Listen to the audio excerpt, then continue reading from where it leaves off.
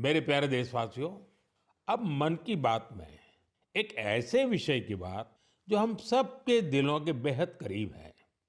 ये विषय है हमारे राष्ट्रगीत का। भारत का राष्ट्रगीत यानी वंदे मातरम।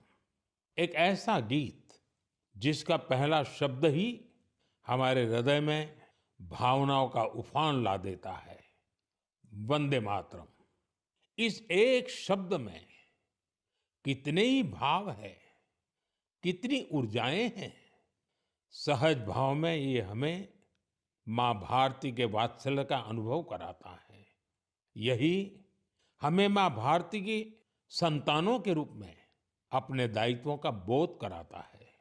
अगर कठिनाई का समय होता है तो वंदे मातरम का उद्घोष 140 करोड़ भारतीयों को एकता की ऊर्जा से भर देता है। साथियों, राष्ट्रभक्ति, माँ भारती से प्रेम, ये अगर शब्दों से परे की भावना है तो वंदे मातरम उस अमूर्त भावना को साकार स्वर देने वाला गीत है। इसकी रचना बंकिम चंद्र चट्टोपाध्याय जी ने सदियों की गुलामी से शिथिल हो चुके भारत में नए प्राण फूंकने के लिए की थी। वंदे मातरम भले ही 19वीं शताब्दी में लिखा गया था, लेकिन इसकी भावना भारत की हजारों वर्ष पुरानी अमर चेतना से जुड़ी थी। वेदों ने जिस भाव को माता भूमि पुत्रो अहम पृथिव्याः कहकर भारतीय सभ्यता की नींव रखी थी, बंकिम चंद्र जी ने वंदे मातरम लिखकर मातृभूमि और उसकी संतानों के उसी रिश्ते को भाव विश्व में एक मंत्र के रूप में बांध दिया था। साथियों, आप सोच रहे होंगे कि मैं अचानक से वंदे मातरम की इतनी बातें क्यों कर रहा हूं।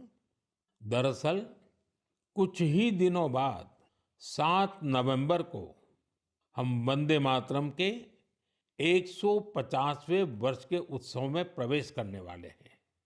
150 वर्ष पूर्व वंदे मातरम की रचना हुई थी और 1896 में गुरुदेव रविंद्रनाथ टैगोर ने पहली बार इसे गाया था।